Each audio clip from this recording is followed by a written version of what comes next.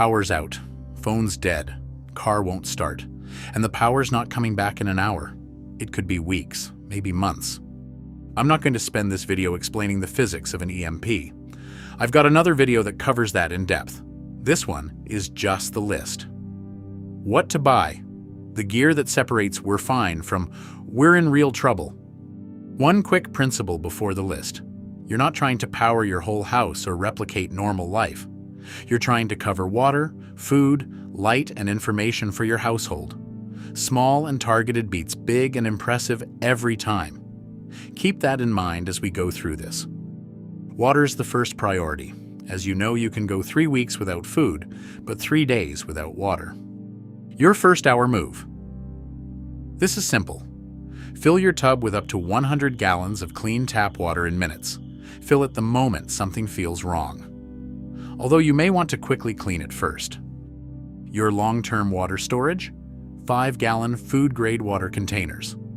As many as you have room for. Of course, you have to consider how many people in the family, but have at least a week's worth if you calculate 1 gallon per person per day. But depending on your budget, put aside as much as you can. Filtration. A Sawyer Squeeze filters up to 100,000 gallons and removes effectively all bacteria and protozoa, small enough for a bug-out bag. If you want a home-based countertop option, a big Berkey could be your choice. Purification backup? Calcium hypochlorite, or pool shock, treats thousands of gallons. It stores far better long-term than liquid bleach, which degrades over time. Food. The principle here is calories over comfort. At this point, forget worrying about eating healthy. You just need to eat, period. Hopefully you can get back to the healthy lifestyle after the dust settles. Core list. Bags of white rice and dried beans. Properly stored, these last 25+ years. Rolled oats, canned proteins, and freeze-dried meals from brands like Mountain House. Get canned goods that have the pull tabs so you don't need a can opener. Cooking off-grid. A 1 or 2 burner camp stove. You can get a Coleman fuel type, propane, or a butane fuel stove. They all work great. Like the water, try for at least 2 weeks of food. You may have enough sitting in your pantry already. After dark, with zero electric lighting, your house gets hazardous fast, and it wears on morale more than you might expect. Get a headlamp per household member, a solar rechargeable lantern for common areas, and don't skimp on plain candles. Stock more than you think you need. We have used those solar landscape lights in our house after hurricanes to light up some areas so the kids get around better. For information gathering, a hand crank emergency radio with solar and USB charging. If you want to go further, a Baofeng UV5R is the cheap entry point into ham radio, and a technician class license, roughly 2 to 3 weeks of study, opens up local repeater networks that may still function when everything else is down. A power source, not whole house.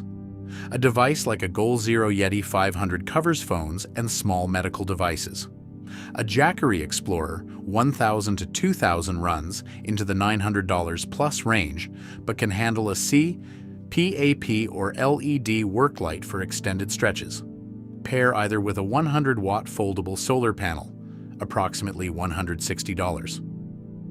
And don't overlook rechargeable AA and AAA batteries with low self-discharge. They'll hold a charge for up to 10 years in storage, paired with a solar-compatible multi-slot charger. Faraday protection. This is the one category that's actually EMP specific, and it's the one most people skip.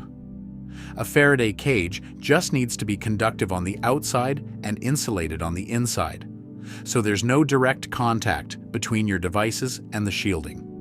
DIY options. A galvanized steel trash can lined with cardboard and sealed with conductive tape is the most popular homemade option.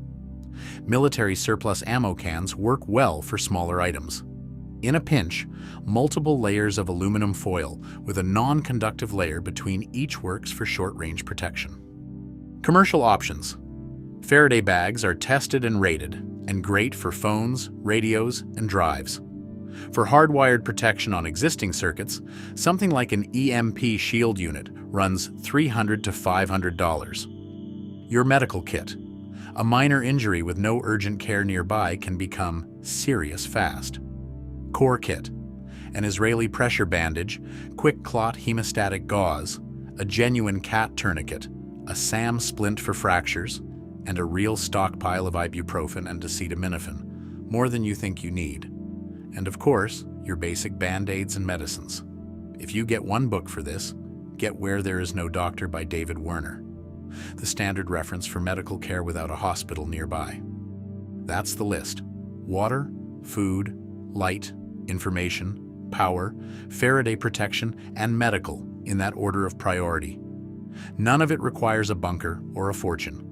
It requires starting now, before you need it. Get what you can. Hopefully, nothing will ever happen. But just in case you're ready, hopefully this will help you get started in your preparations. For more useful info, subscribe to our channel. We cover nuclear war and EMP survival, and check out this next video.